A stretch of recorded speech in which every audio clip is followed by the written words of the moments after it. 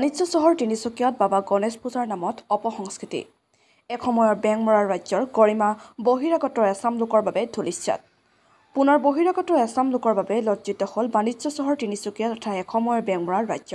গণেশ চতুৰ্থী পূজা অনুষ্ঠিত কৰাৰ নামত পূজাৰ স্থলীত অশ্লীল নৃত্য প্ৰদৰ্শন এছাম উদ্ভণ্ডালী লোকৰ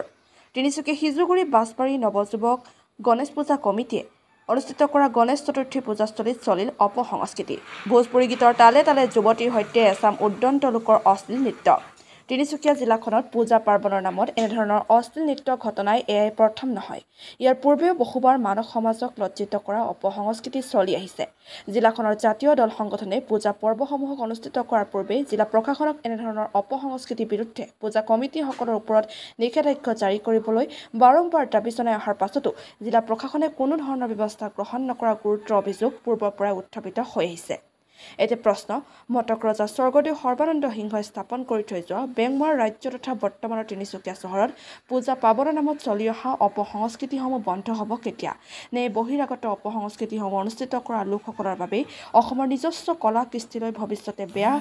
সংকেতনৰ অভিসন্ধি ৰচিছে তাক লৈ চিন্তনীয় বিষয় হৈ পৰিছে এই অপসংস্কৃতি সম্পূৰ্ণ বিষয়টোৰ ওপৰত জাঙুৰ খাই উঠিছে খিলঞ্জীয়া যুৱশক্তি অসম তিনিচুকীয়া জিলা সমিতিয়ে লগতে অনাগত দিনবোৰত জিলাখনৰ পূজা কমিটিসকললৈ এনেধৰণৰ অপসংস্কৃতি কাৰ্যসূচী অনুষ্ঠিত নকৰিবলৈ আৰু উচ্চ প্ৰাবল্য ডিজে আদিসমূহ বজাই পৰিৱেশ বিনষ্ট নকৰিবলৈ সকিয়নি প্ৰদান কৰে আজি বিশ্ব হিন্দু পৰিষদ বৰজং দল আৰু বৃহত্তৰ অসমীয়া যুৱ মঞ্চই সিজুগুৰি আৰক্ষী চকীত এই কাৰ্যৰ বিৰোধিতা কৰি এজাহাৰ দাখিল কৰে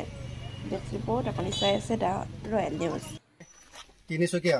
বাবাৰী স্থিতিৰ যি কালী মন্দিৰ আছে এই কালী মন্দিৰত আমি উপস্থিত হৈছোঁ যোৱাকালি আমি যি ছ'চিয়েল মিডিয়াত বা আমাৰ পৰ্টেলৰ চেনেলসমূহত আমি যি অপসংস্কৃতি আমি দেখিলোঁ কিন্তু তাৰ কাৰণে আজি আমি বিশ্ব হিন্দু পৰিষদ বজৰং দল আৰু বৃহত্তৰ অসমীয়া যুৱ মঞ্চৰ সকলোৱে আমি যৌথভাৱে ইয়াত উপস্থিত হৈছোঁ কিন্তু অসমত কিন্তু এই অপসংস্কৃতি আমি কেতিয়াও পৰিচয় নিদিওঁ বিশ্ব হিন্দু পৰিষদ বজৰং দলে আৰু যোনে অপসংস্কৃতি ইয়াত ব্যৱহাৰ কৰিব বা তেওঁলোকে অপসংস্কৃতিৰ ৰাস্তা যাব কিন্তু আমি তাক মুখিমুখ কৰিবৰ কাৰণে বজৰং দল সদায় প্ৰস্তুত আছোঁ আৰু লগতে আমি সমূহ সনাতনী ৰাইজক আহ্বান জনাইছোঁ আপোনালোকৰ ঘৰৰ ওচৰত আপোনালোকৰ যদি চুকে কোণে যদি এনেধৰণৰ দুই এজন ব্যক্তিয়ে যদি গোটেই হিন্দু সমাজক বা সনাতন ধৰ্মক যদি বদনাম কৰিবৰ কাৰণে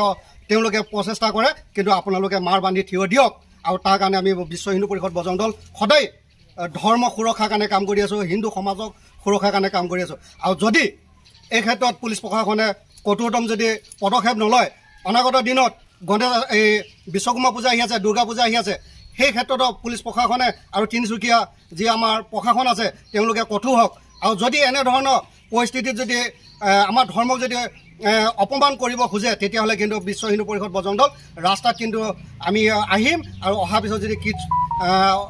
অপ্ৰীতিকৰ সৃষ্টি ঘটে বা হয় কিন্তু আমাৰ বজৰং দল বা বিশ্ব হিন্দু পৰিষদৰ কোনো দায় নহ'ব কিন্তু সেইটো পুলিচ প্ৰশাসনৰ দায় হ'ব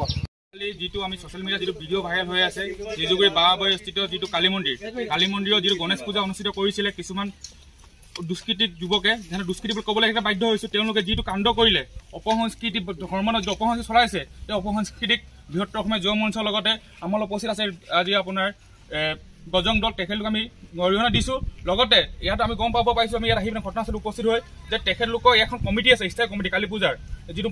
পূজা মণ্ডপৰ তেখেতত থকা স্বত্তেও তেওঁলোকক অপমাননা কৰি তেওঁলোকক কোনো ধৰণৰ নজনোৱাকৈ এখন পূজা অনুষ্ঠিত কৰিলে গণেশ পূজাত আৰু তাত তেওঁলোকে মদৰ নিচাত যি অপসংস্কৃতি প্ৰচৰি চলালে সেইবাবে আমি তেওঁলোকক ধিক্কাৰ দিছোঁ লগতে পুলিচ প্ৰশাসনক আমি ইতিমধ্যে তেওঁলোকৰ ওপৰত বিহিত ব্যৱস্থা ল'বলৈ অনুৰোধ জনাইছোঁ লগতে আৰু এটা কথা গম পালোঁ ইয়াৰ কিছুমান